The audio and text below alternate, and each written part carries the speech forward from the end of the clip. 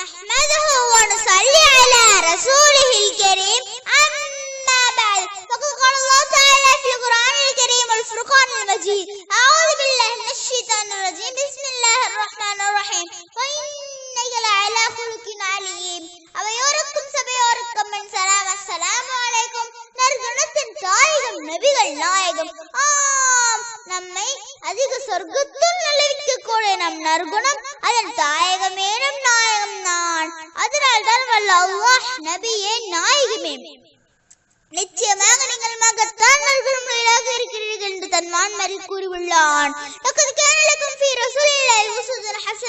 என்றெல்லாம் நமக்கு கூடிய போல் நபியின் நற்குணத்தை பற்றி இறைவனே கூறும் பொழுது நான் என்ன சொல்வது, இருந்தாலும் சொல்கிறேன். அண்ணல் நபிகளாரின் குணத்தை பற்றி கேட்கும் பொழுது ஆயிஷா நாயகி கூறினார்கள், நபியின் குணம் குர்ஆனாகவே என்று கூறினார்கள்.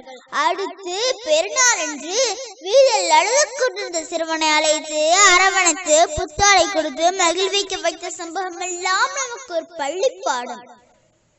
அடுத்து நபி அவர்கள் கடை வீதி செல்லும் பொழுது முஹம்மது கடை வீதி செல்கிறார். யாருக்கு என்ன பொருட்கள் வேணுமோ கேளுங்கள், வாங்கி தருகிறேன் என்று கூறினால் அது நற்குணத்தின் தாயகம் தானே. அடுத்து எருமை பற்றி எரிந்து கொண்டிருந்ததை பார்த்து இதை யார் செய்தது, இதற்கு நீங்கள் அல்லாஹ்வை அஞ்சுங்கள் என்று ஜீவகாருண்யத்துடன் கூறினார்கள். அடுத்து நபியர்களின் பணிவை பற்றி பேச வேண்டும் என்றால் அவர்கள் யுத்தத்தின் போது தோண்டிய மண்ணை தன் முபாரக்கான மேனியை கொண்டு சுமந்து சென்றார்கள். அடுத்து நபி அவர்கள் ஈகை எடுத்துக்கொள்ள வேண்டும் என்றால் சண்டையில் கிடைத்த 1000க்கும் மேலான ஒட்டகங்கள், குதிரைகள், ஆடுகள் அதில் ஒன்று கூட தமக்கு எடுக்காமல் அனைத்தையும் பங்கு வைத்து விட்டார்கள்.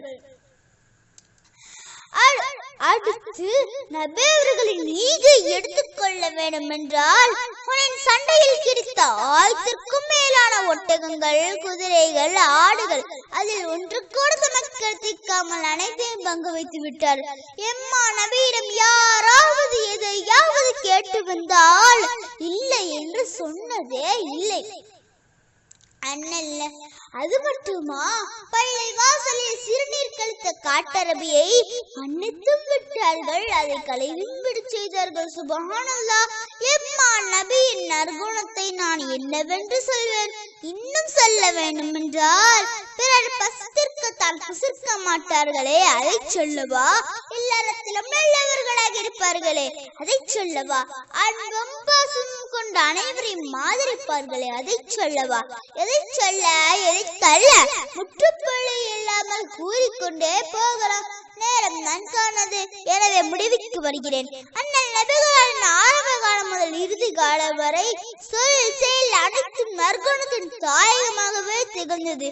எனவே நம் அனைவரும் நபியின் நற்குணத்தை பின்பற்றி ஈருலகிலும் ஜெயம் பெறுவோமாக. ஆமீன் ஆமீன். அஸ்ஸலாமு அலைக்கும்.